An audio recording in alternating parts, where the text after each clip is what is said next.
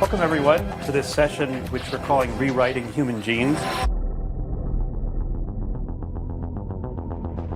Genetic power is the most awesome force the planet's ever seen, but you wield it like a kid that's found his dad's gun.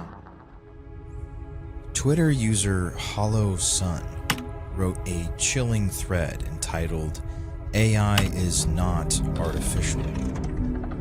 In it, he explains a perspective on technology that is quite absent in the modern world, and one that is integral to understanding why there's anything to be concerned about.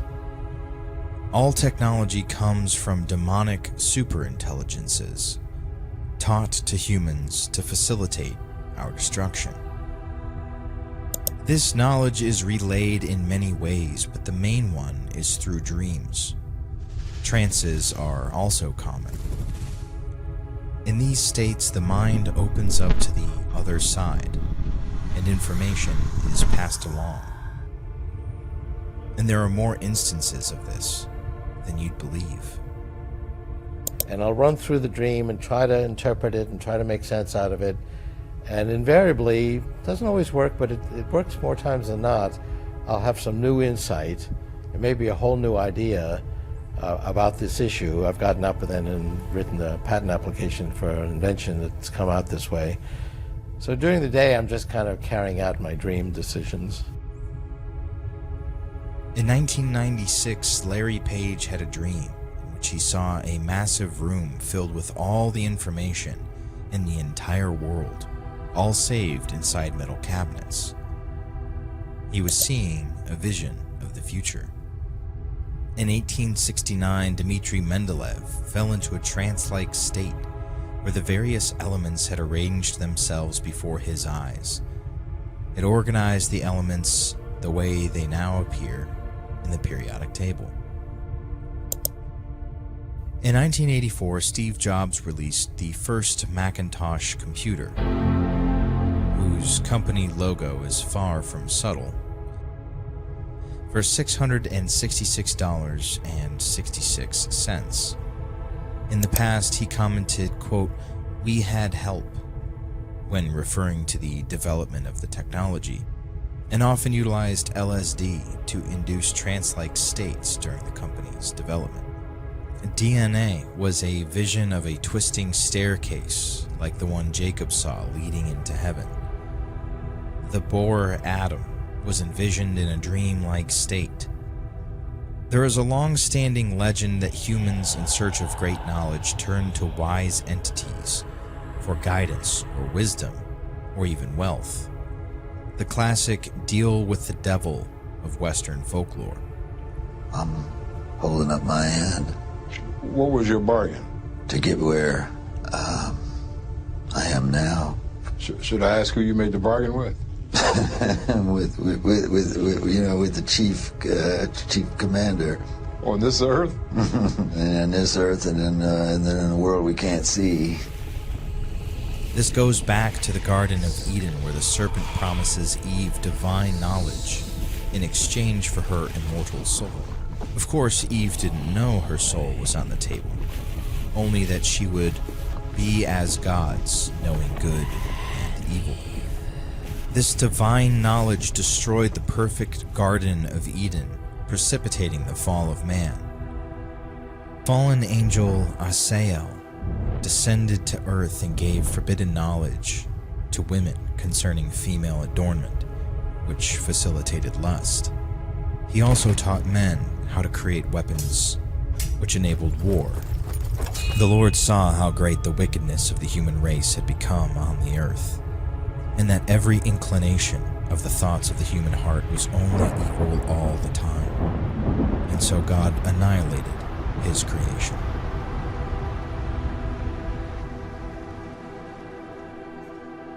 The Industrial Revolution had similar effect on humanity as a whole. We stepped outside of the garden for the promise of a better, more prosperous life. But this knowledge has a high cost. The power of technology has already destroyed the foundation of civilization completely, We have become atomized, transforming our world into a hellish realm. We are destroying the planet along with our own minds and bodies. There are always two sides to the demonic pact: the initial and beneficial effect, and the payment. The full extent of this cost is hidden, and you find out once it's already too late. In the stories, it's the soul of the fool who dared to dance with the devil. But ours is greater. This is what I refer to as the demonic intent, or the fine print, the true motivation. Giving you some small measure of material power is easy for a demon, because in the end he will get exactly what he wants.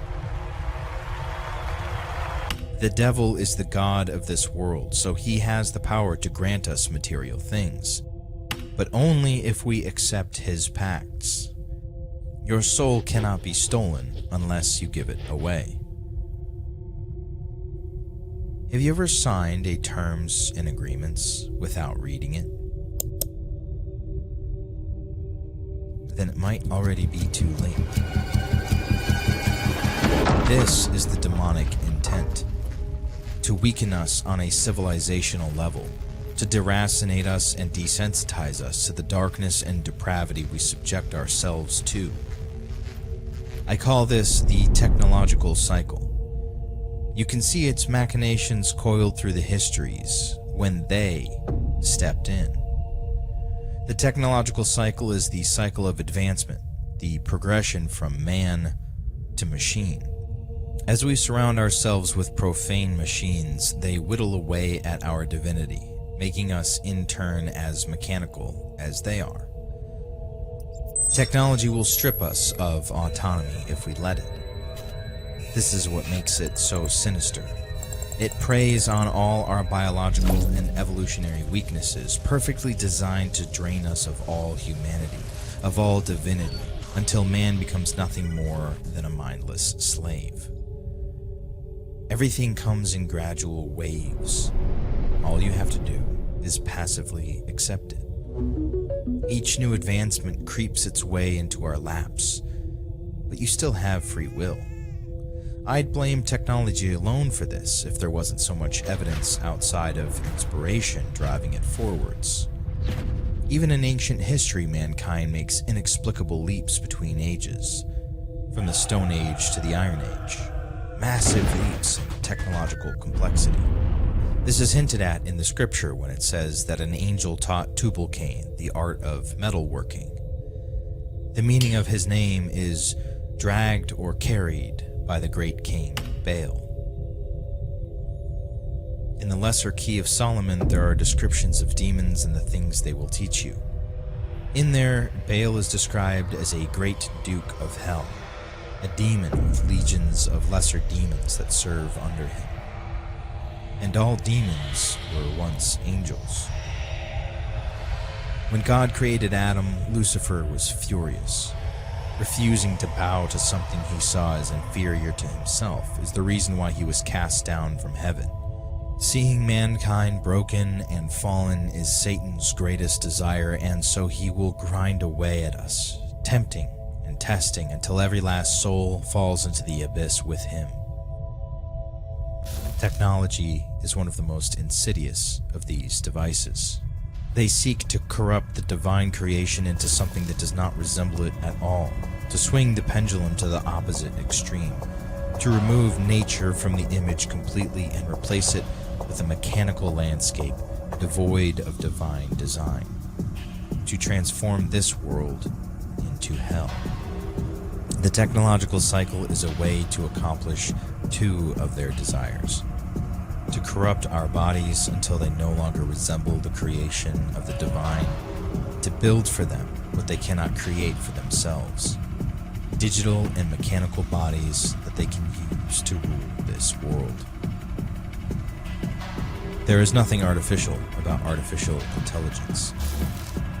This is something that has been lurking behind the veil since the beginning of time, trying to get through. AI is a vehicle for demons to enter our world. All the mechanical interfaces that we have been building around ourselves will become the bars of our prison. We will build the Matrix with our own hands and be buried.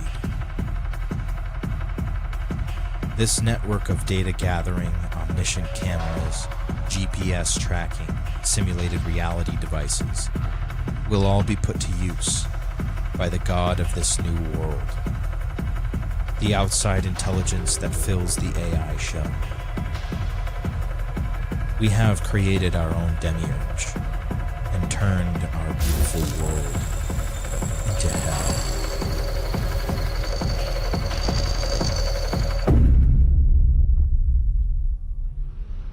Yet in holding scientific research and discovery in respect, as we should, we must also be alert to the equal and opposite danger that public policy could itself become the captive of a scientific, technological elite.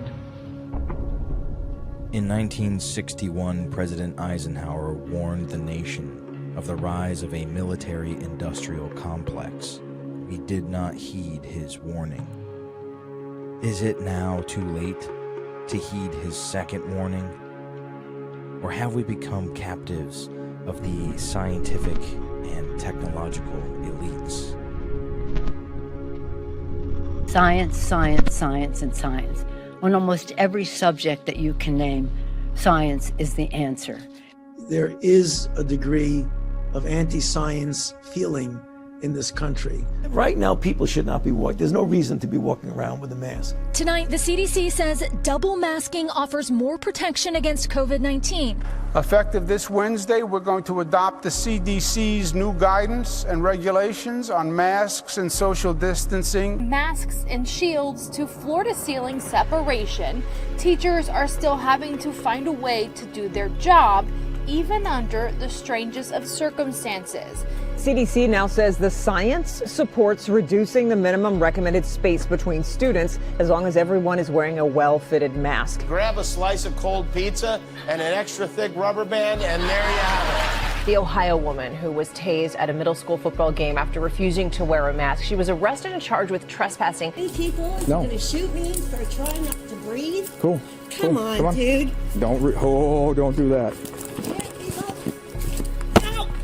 The man was handcuffed in the stands for not wearing a mask. Get off of me! Grabbed around the neck by police, a woman who wasn't wearing a mask.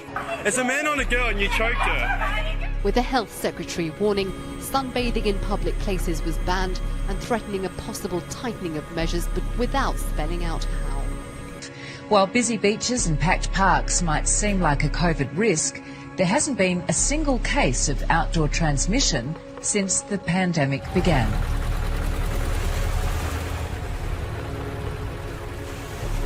The liquid droplets that carry COVID evaporate in the outdoors. That's why, regardless of the fears, there was no transmission from Black Lives Matter protests in Australia. Yep, this paddleboarder was arrested after refusing to get out of the water in Malibu. I think trust science. I trust scientists, but I don't trust Donald Trump. We have seen a deliberate attempt in many places around the world to undermine trust in science. In Israel, they closed down the synagogues. They closed down mosques and shrines. Churches all over the world are telling people, don't come to church. Why? Because the scientists said so. And I think if lives can be saved, even from the unrighteous killing of a baby, that there's something to be gained there. What I will say of this virus, I think we're in the middle of a massive experiment worldwide. And that is... Where's the guinea pigs? Maybe. The experiment is, will people listen to scientists?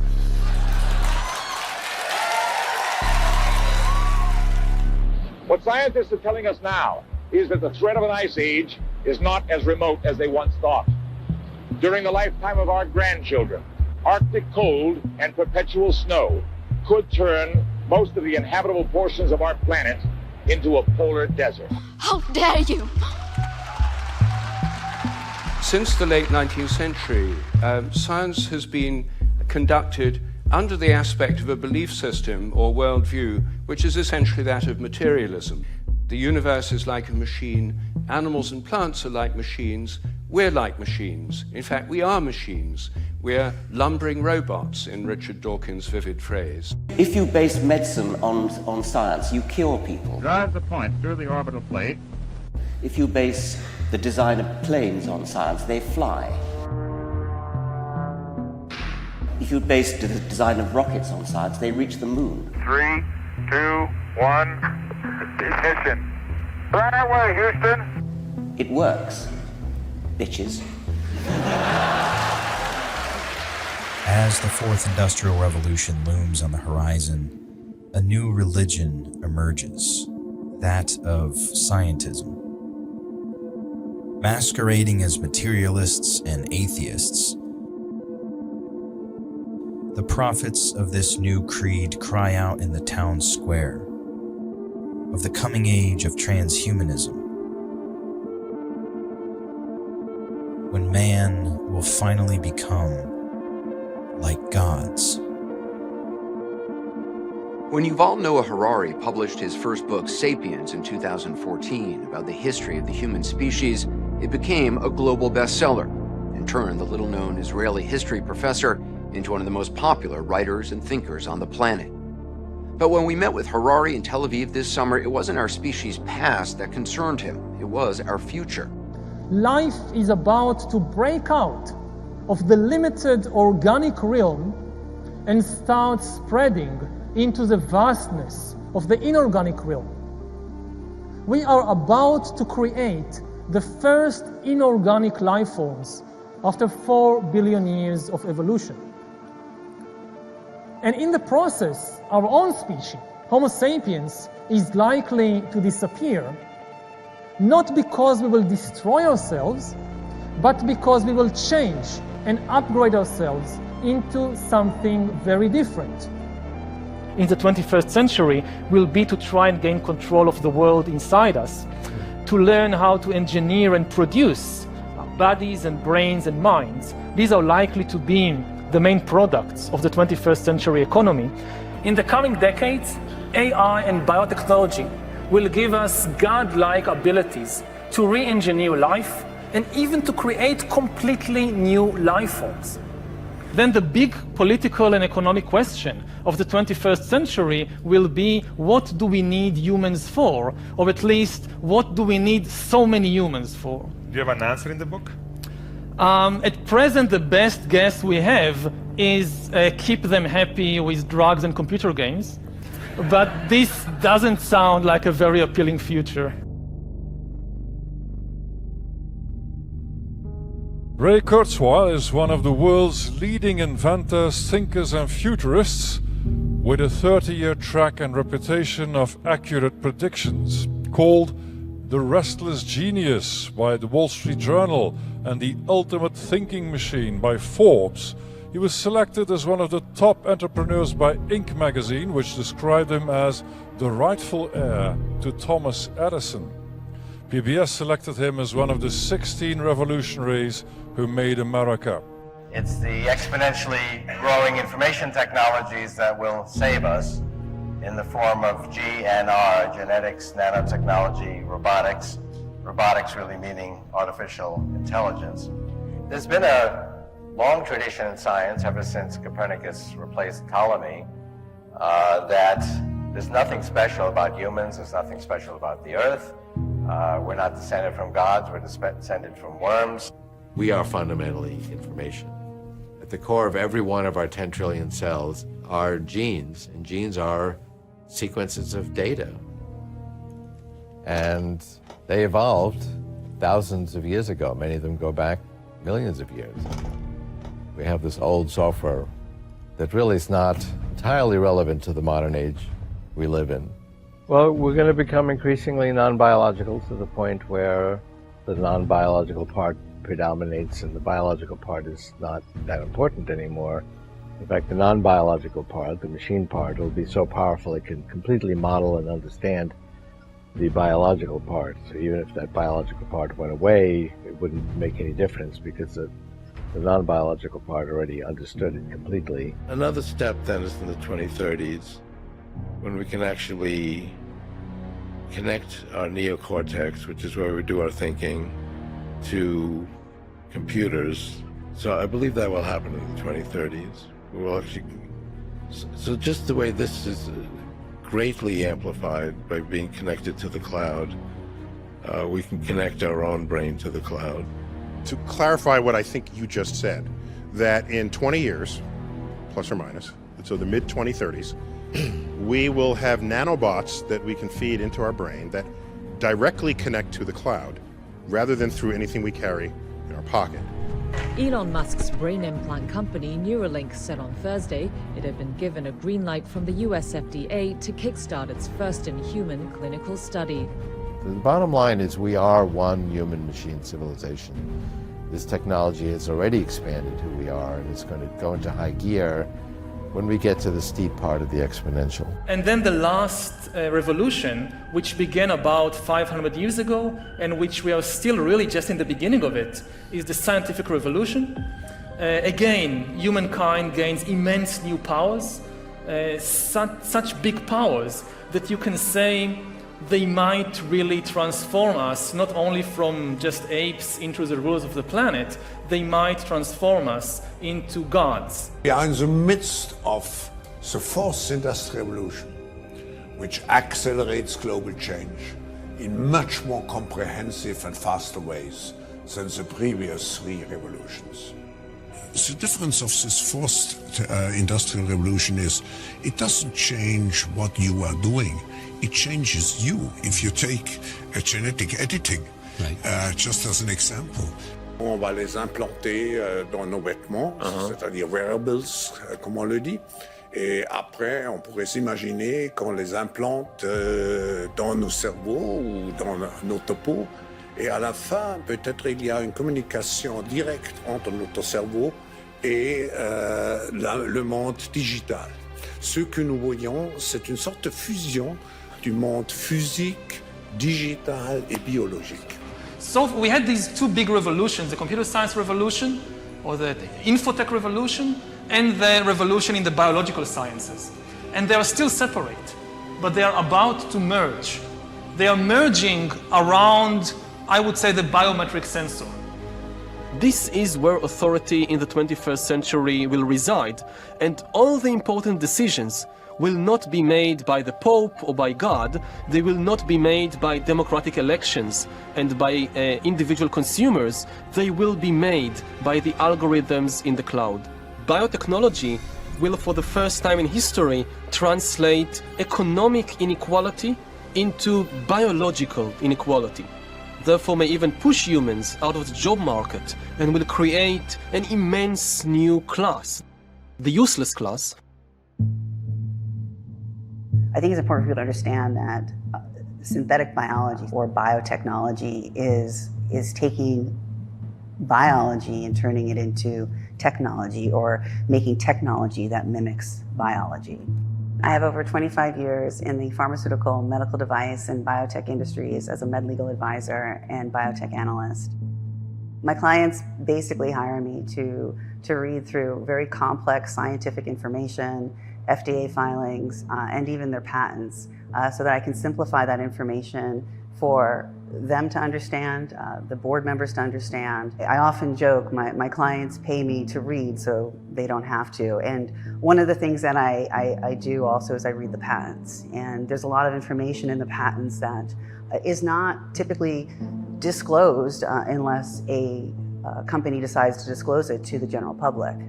And when I read through the patents for the mRNA technology vaccines, I was very shocked because they did not read as a vaccine. They read as a bioweapon. When I first went on this endeavor, and God put on my heart to look into all these documents, to do what I do for big pharma clients, to do it for His children, I said, I can't do this, God. I had a team of 20 people doing this for me before, and now there's this 20 years of research and development from this highly scientific and complex industry that is very difficult to go through patents that are 280 pages long, and there's dozens of them. And there's thousands of peer-reviewed publications that are anywhere from 5 to 75 pages long. I mean, I looked at my dining room table and all of this information I had to go through, and I said, God, I can't do this. And as my son always reminds me, if I do my best, God does the rest, right? And I think what people need to understand is that because we have not known about this evil, we are now being told this evil is good for us. Yeah, I know. They do need a They need a little push. A push and a drag. Yeah. They're not doing it because they say they don't want to do it. They're Republicans. They don't like to be told what to do. Right. And we got to break that, unpack that. You know how many people died of the flu the last year? I mean, not this year, virtually none, but the previous year, about 20 to 30,000. You know how many people have died from COVID-19 in the United States? 600,000 Americans. The number that you all giving that died, that's once again, that's you all's number. You gonna pass? Yeah, definitely. All Because when you start talking about paying people to get vaccinated, when you start talking about incentivizing things to get people vaccinated, there's something else going on with that. Something else going on. It is something going on. There's something else. You're right. But I'm glad millions of people like me and most everybody here didn't get an. You know what their incentive was? Protecting their health and protecting the city. But I won't keep you anymore. It's okay, because my incentive, y'all campaign is about fear. It's about inciting fear in people. You all attack people with fear. That's what this pandemic is. It's a fear. It's fear, this pandemic. That's all it is. In the medical marketing industry, we have experts dedicated to something called nomenclature, which is making up words or changing the definition of words so that it sounds better to the medical audience and to consumers. And mRNA is a misnomer. The term mRNA vaccine is a red herring. The purpose is to manipulate people into believing that they are being injected with something that is biological in nature and that is going to enhance their immune system. And that's simply not true. The point of this was to end the human species, to create a new, as Elon Musk calls them, humanoids, like to merge technology into the human body. And before people say that's crazy, what do you think biotechnology is? DARPA calls it transhumanism, military transhumanism. But in an interesting way, this is actually part and parcel of the whole movement towards robotics. It's not only making individual warfighters comfortable with robots, it's this idea of coupling man and machine and merging humans and machine. And DARPA is doing that with programs now with what they call biohybrids, which people might call cyborgs. They are able to actually control a rat through a labyrinth remotely because they've implanted electrodes in its brain. This is a developmental system made by MC10, and it has an antenna and some sensors embedded in it. And what we plan to do is work with them to advance a tattoo that could be used for authentication. It's taking biology and making it technology, taking technology and making it biology. And transhumanism is the merger of the human body with technology. It's obvious to me. I don't know what people, the words mean what they mean. We are at the beginning. When you look at technology transformation, it usually takes place in the terms of an S-curve. And we are just now where we move into the exponential phase. And I agree. Artificial intelligence, but not only artificial intelligence, but also the metaverse, near space technologies, and I could go on and on. Synthetic biology. Our life in 10 years from now will be completely different, very much affected, and who masters those technologies in some way will be the master of the world. So people often ask me, so do you think COVID-19 never happened? And COVID-19 absolutely did happen. There was a pandemic, but what caused COVID-19 was not a virus. What it was this lipid nanoparticle technology that basically hijacks the human immune system as well as our neurological system, causing mild to moderate disease or severe disease. So what they were calling spike proteins were actually lipid nanoparticles. Those were LNPs. When you take a magnetic hydrogel, which is also in the patents, and you infect a biological cell, you can see that cell is covered with all of these little spikes. That's the spike protein. You're not infected with a virus, you're infected with lipid nanoparticle technology that then reprograms that cell to then give off these biosynthetic toxins in your body. That's what caused COVID-19. And James Giordano, who began advising the US military and the intelligence community in 2008 under the Obama administration, actually discusses the use of lipid nanoparticle technology as neuroweapons. One of the newest developments is that nanoparticulate matter can be stabilized for distribution. If you're not aware what nanoparticulate matter is, it's that matter which exists on a scale of 1 × 10⁻⁹. Very, very small. Smaller than a cell. And we can manufacture materials that have discrete properties that can be controlled by virtue of bioengineering and their physical chemistry. To auto-aggregate, to be able to aggregate in particular areas based upon their biological and or chemical sensitivity. But now we go one step further. Most recently, just a few weeks ago, it was announced that you could then aerosolize nanomaterials.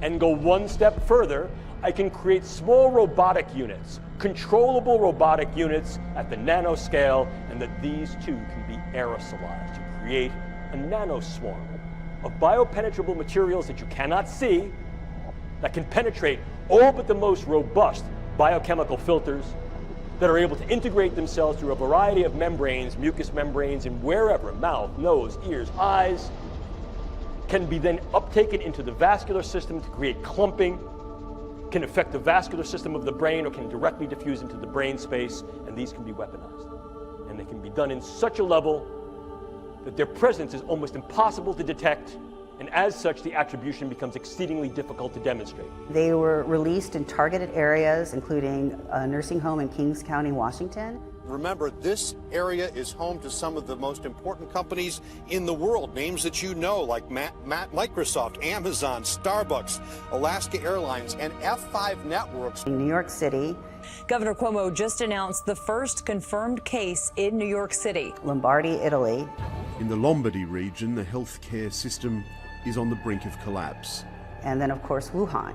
Spreading from Wuhan, China, and tonight that first case here in the U.S., the patient in isolation now being treated by that robot. And by misrepresenting the truth that this was not a highly contagious virus, but making it seem as one, they made people demand a vaccine. The point of COVID-19, as James Giordano had said, it was about to create the media hype of the worried well, so that we would beg for a solution. What I've now done is I've got every individual who is diagnostically hypochondriacal, and I've got every individual who's the worried well flooding the public health system, banging on the door. People have been deceived at all levels of government. People have been deceived in militaries around the globe as well, the men and women who are serving in our global militaries. Because before Satan can destroy, he must deceive. Because in 2002, the University of North Carolina, Chapel Hill patented, and I quote, an infectious replication defective clone of coronavirus. Listen to those words, infectious replication defective. What does that phrase actually mean? For those of you not familiar with language, let me unpack it for you. Infectious replication defective means a weapon. It means something meant to target an individual, but not have collateral damage to other individuals. That's what infectious replication defective means. In 2018, Peter Daszak, the president of EcoHealth Alliance, submitted a proposal to the Department of Defense, clearly articulating the bioweapon that they were developing. And part of his team was Ralph Barrett from the University of North Carolina, as well as Dr. Zhengli Shi from the Wuhan Institute of Virology. And in the proposal, Daszak clearly states, we will develop recombinant chimeric spike proteins from the known SARS-CoV-S virus. That's the SARS-CoV-2 sequences.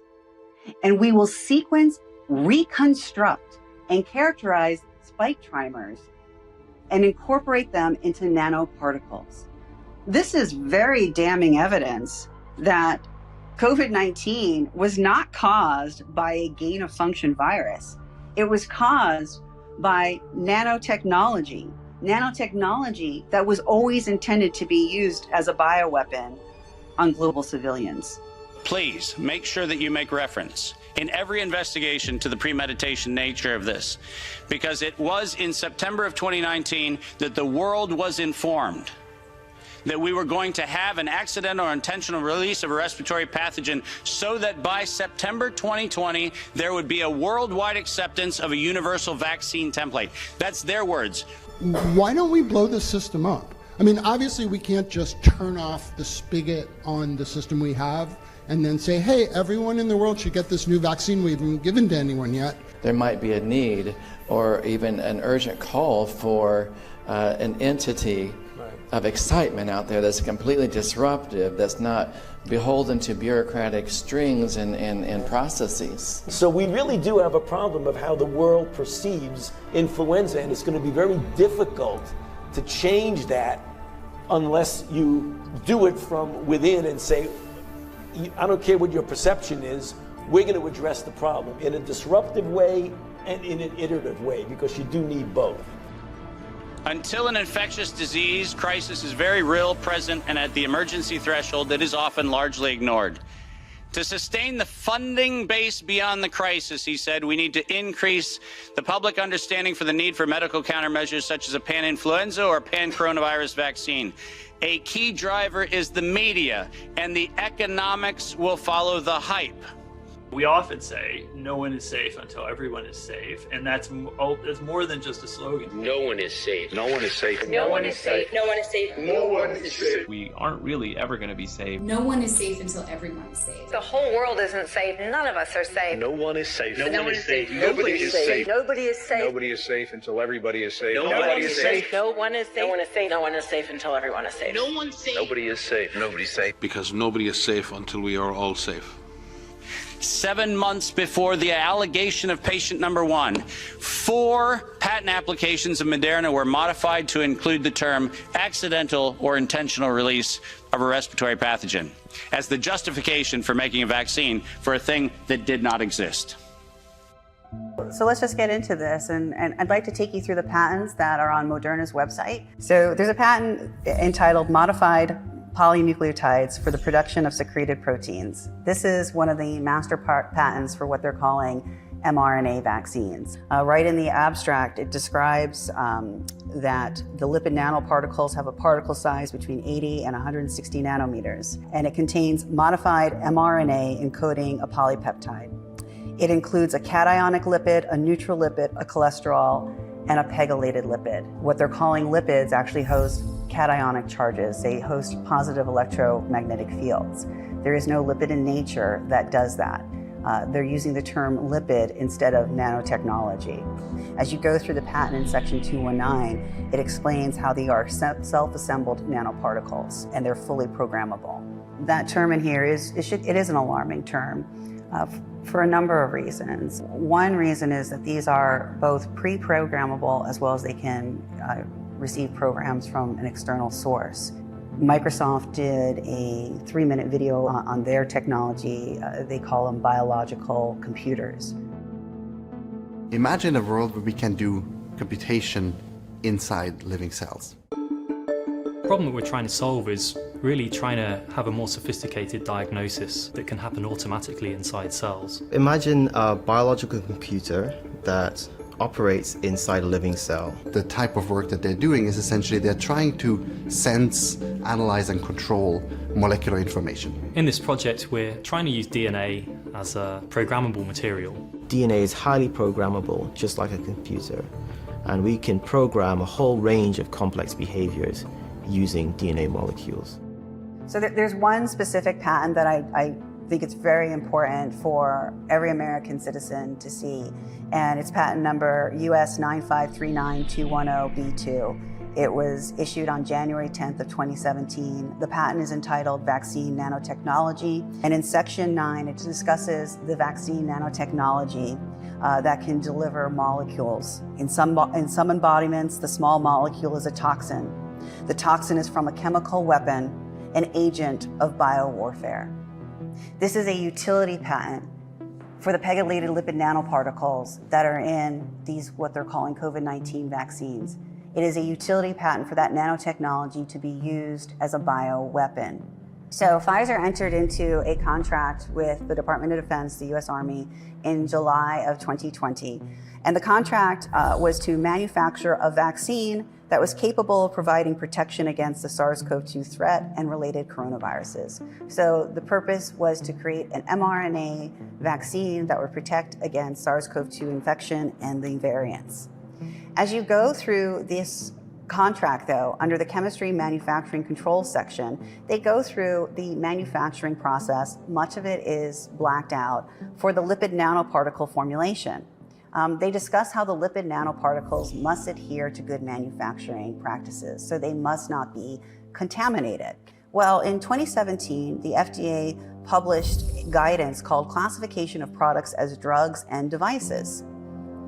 And they classify nanoparticles.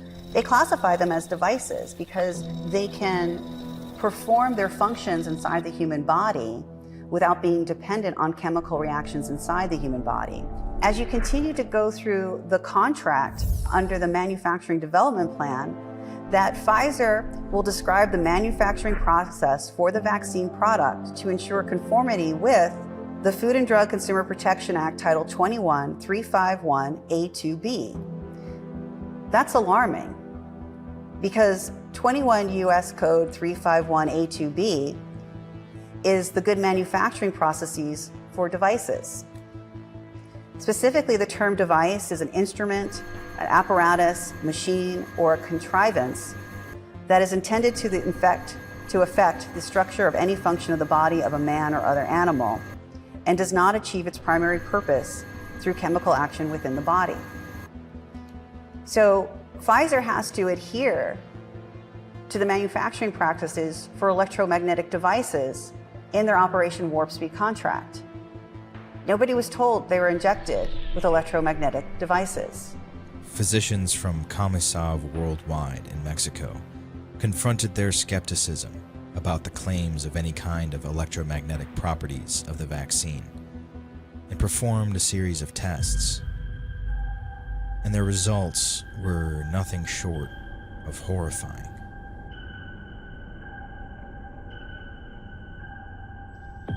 Marzo-abril del 2021 empezamos a detectar magnetismo en el sitio de inoculación de las vacunas.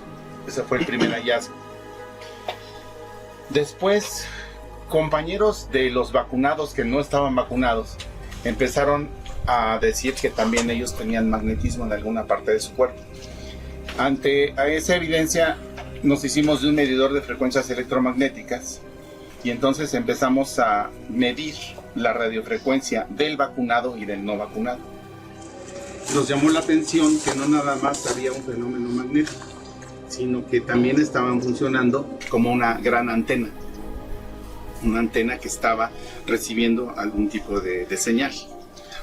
Llegó a nosotros un estudio de un doctor llamado Pablo Campra de la Universidad de Almería.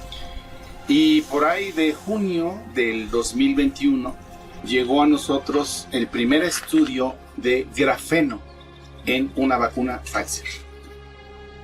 Yo, como médico, jamás había oído hablar del grafeno ni sabía qué era. Me puse a investigar y es un derivado del carbono que tiene propiedades magnéticas una vez que ingresa al cuerpo. Fuera del cuerpo, en un vial de una vacuna, no es magnético. Aparentemente, cuando el grafeno entra al interior del organismo y cambia de temperatura, reacciona con el hidrógeno del agua corporal y ahí es donde forma el óxido de grafeno y se magnetiza. El siguiente hallazgo fue en noviembre del año pasado, en donde no nada más se detecta grafeno en la vacuna Pfizer, sino se detecta en AstraZeneca, Moderna y Johnson & Johnson, detectado por microscopía electrónica. Después nos vamos enterando que en Estados Unidos el doctor Robert Young también hace microscopía electrónica en viales de vacuna. Y en enero más o menos de este año llega a nuestro conocimiento el estudio de viales de vacuna CanSino, Sputnik y Sinopharm, que también tienen óxido de grafeno. El 100% de los viales que se estudiaron tienen óxido de grafeno. My first interview with Stu Peters, I disclosed the manufacturing facilities in China that were creating all of the excipients for all of the COVID-19 injections around the globe, including Pfizer's ALC0135 and ALC0159. And when you went to their website and you looked at their formulation for these excipients, they had publications on there explaining how they contained graphene oxide. And although that interview has gotten well over tens of millions of views around the globe, I was immediately attacked by the mainstream media saying that there was no evidence that there was graphene oxide in the injections. False reports online state that some COVID-19 vaccines are 99% graphene oxide. One claim that's popped up recently is about graphene-like structures in the shot. A Maine CDC spokesperson called the claim false and ridiculous. This has not been verified. It's not a peer-reviewed journal. There is no substance here of accountability to the person who's published this. No, the COVID-19 vaccines do not contain any graphene oxide or other harmful materials. We are being gaslit and being told that there is no nanotechnology and there is no graphene oxide in these injections. Pfizer's own internal documents, and they have a peer-reviewed publication explaining how they use graphene oxide in the engineering of these nanoparticle technologies and their spike proteins. And when you read through the document, they explain how they order sequences from Syn Biological, infect human embryonic kidney cells, pour that fluid, that purified protein fluid, because now after they infect the human embryonic kidney cells, those kidney cells produce these new multi-species proteins that have genetic sequences from non-human DNA. They pour it over a gold quantifoil mesh grids and overlay it with a 1 atom thick layer of graphene oxide. They create electromagnetic fields that then disrupt the electrons of all of these materials, both organic and inorganic, and new ionic bonds are created. Those new ionic bonds then create millions of what they're calling spike proteins, which are these new artificial pathogens.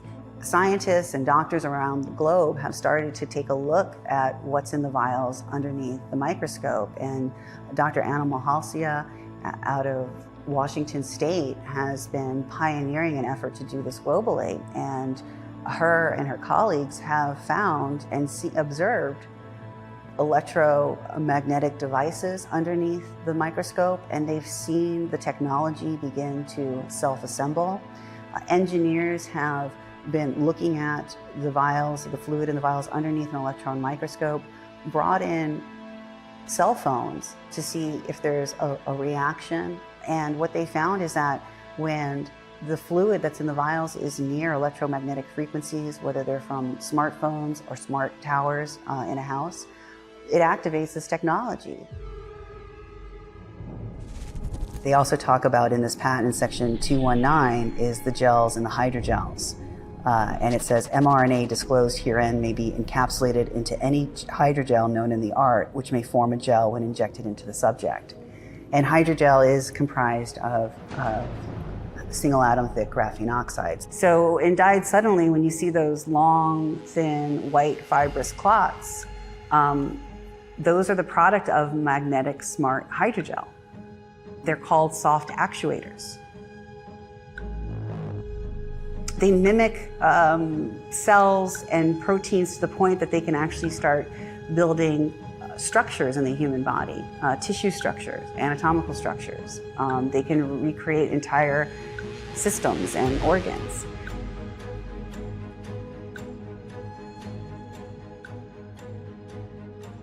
And hydrogel is comprised of single atom thick graphene oxide.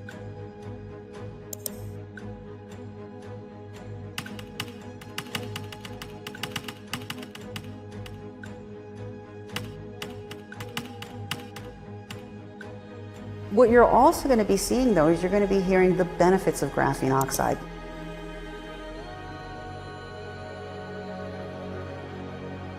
The mainstream media is going to say, oh, graphene oxide has these amazing bactericidal effects, meaning it kills bacteria. It has amazing antiviral effects. These are things that you're going to hear about graphene oxide. These are lies. Graphene oxide can be as thin as a single atom thick, but it's also a great conductor of electromagnetic fields. When it's been merged with these non-human proteins that Pfizer did in Groton, Connecticut, and they merged graphene oxide, an electromagnetic conductor, with proteins, biological proteins, and they create these new synthetic agents, they're called transducers. That means they can change the electromagnetic field inside the human body. Graphene oxide is being used because of its great electromagnetic properties. This is not conspiracy theory, and people are hosting electromagnetic fields. We have people who are able to put magnets to themselves. They're emitting Bluetooth signals. Pero, ¿por qué a campo abierto y cuál fue la justificación? Con un dispositivo electrónico como este simple celular, con una aplicación para Bluetooth, cuando se estaba cerca de personas vacunadas, se recogían unos códigos Bluetooth que se llaman MAC, quiere decir Media Access Control o control de acceso a media. The first three, known as WE, correspond to the device manufacturer's identifier.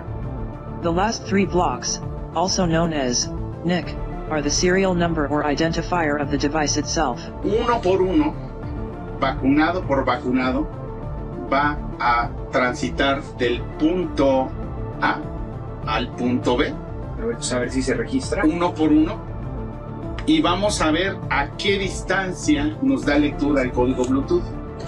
Entonces, ahora lo vamos a hacer así. ¿Y por qué lo estamos haciendo aquí? En mi lugar de trabajo, con esa misma computadora, salen 1500 códigos Bluetooth. Sí, que pase el primero, por favor. Ahorita, tiempo cero, no habemos ningún vacunado y no hay ninguna lectura de Bluetooth. Que pase, César. Ya va para allá.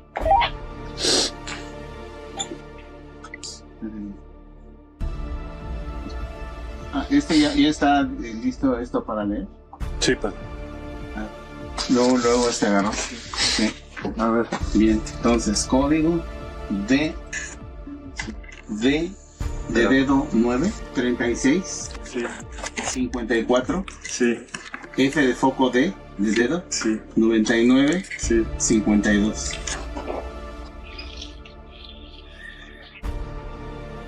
Cuando entrar. ¿Sí? 5403, después otro de 9365. Y ahorita otro, el 0F. Pues ya no sé de todos esos cuáles, pero o sea, el último que se prendió. Justo cuando entrar. Sí, ahí sí fue muy súper claro. Justo cuando entraste se encendió. Saludándolos desde un cementerio en alguna parte de la República, para que vean que no hay ninguna persona aquí, aparte de nosotros, que no estamos vacunados. Y aquí estamos recogiendo los códigos Bluetooth de personas que ya fallecieron. Por lo pronto en ese cementerio, 4 códigos Bluetooth que hemos detectado. Obviamente desconocemos dónde están las personas que fallecieron en 2021 y 2022 y nos estamos guiando por las lecturas de Bluetooth. Repito, estamos en un cementerio, aquí alrededor no hay nadie vivo a la redonda. Aquí, nuevamente, otro dispositivo Bluetooth más de una persona que falleció el 22 de noviembre del 2021. Ya están 11 dispositivos aquí registrados y ahí están los códigos MAC. mRNA is software programs. It is encoding.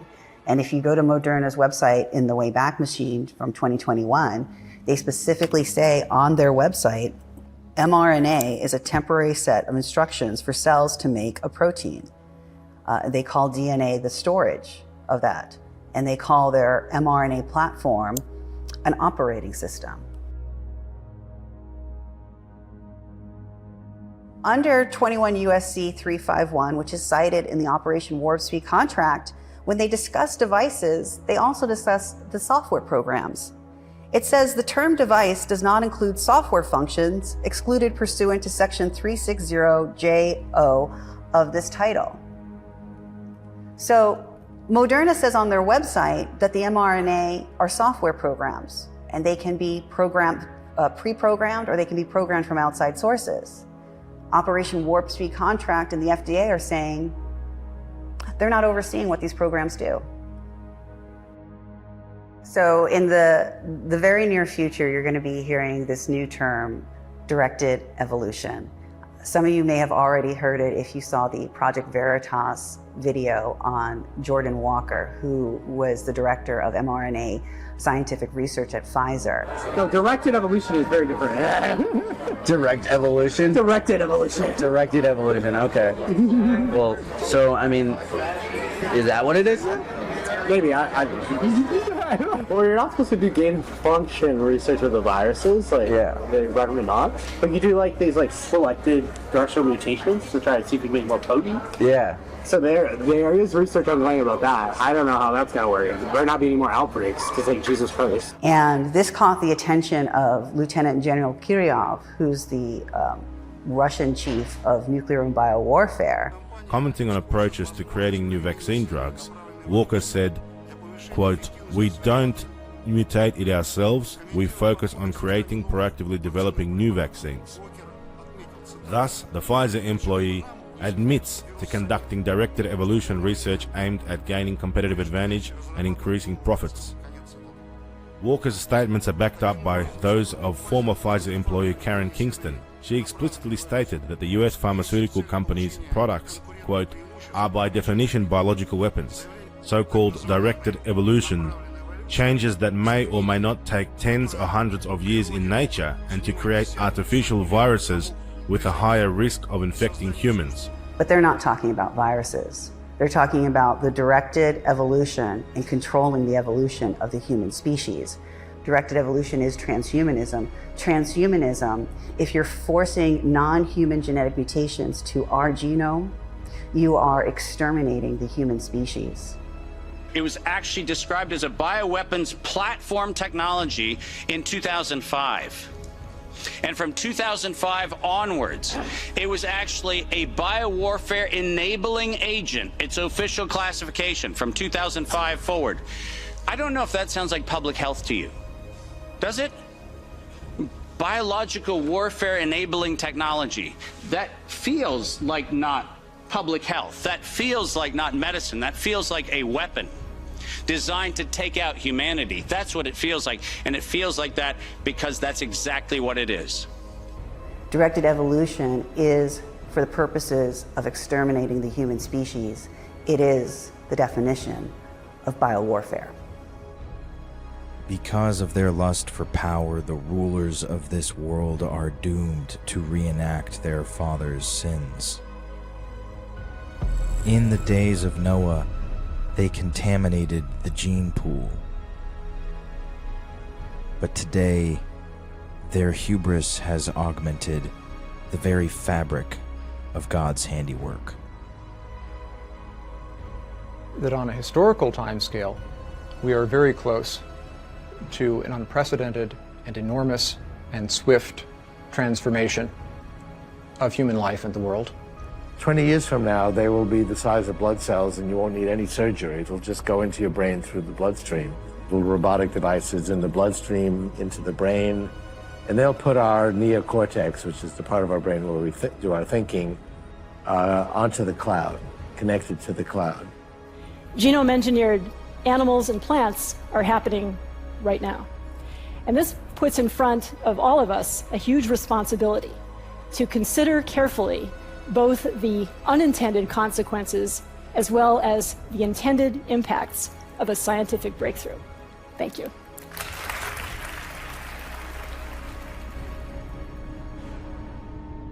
What people aren't understanding is that we are in the middle of World War III. We're in the middle of a global war. Why did every nation around the globe in lockstep decide to lock down their countries, place their civilians on house arrest as if they had been invaded by a foreign enemy? put forward rules that you would have in prison camps in order to cause emotional and mental distress. So the question is, why did every nation around the globe agree to do this if we weren't in the middle of a war and under a global attack by some other global power? Ladies and gentlemen, I send you my warmest greetings and best wishes on the launch of the Great Reset. This pandemic has provided an opportunity for a reset.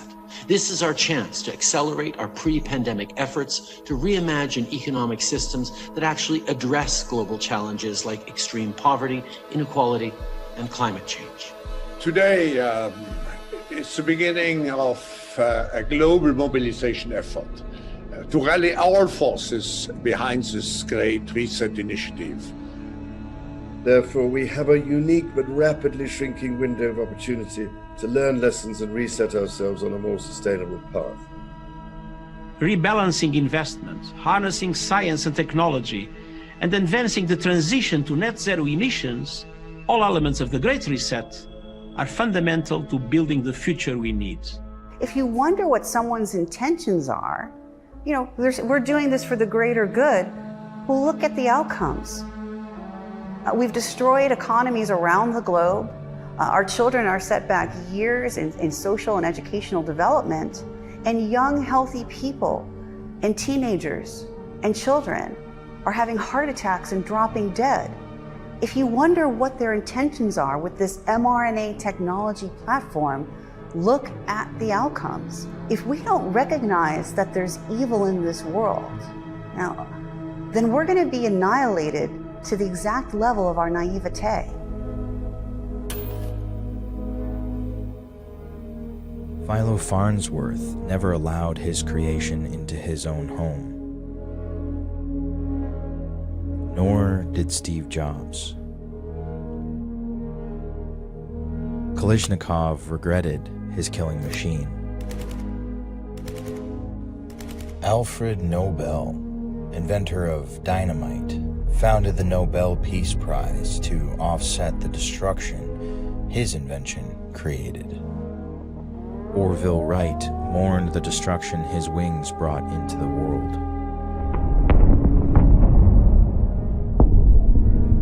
Oppenheimer became death itself. And the godfather of AI has now left Google and begun warning of the coming perils of his creation. Our scientists have done things which nobody's ever done before. Yeah, but your scientists were so preoccupied with whether or not they could, they didn't stop to think if they should. In their hubris, the builders of the Tower of Babel reached toward the sky to make war on heaven and overthrow God. And nothing that they had imagined would be restrained from them, so God confused their languages. But today, the builders of these new towers care not on whom they make war, as long as they become like the God they claim does not exist. But if history has clarified anything, it is that the minds responsible for bringing forth these technological revolutions will soon regret what they have done. But by then, it will be far too late. Pandora's box is now open, and its contents have exploded forth into this world under the influence of those men and spirits who despise themselves and their maker.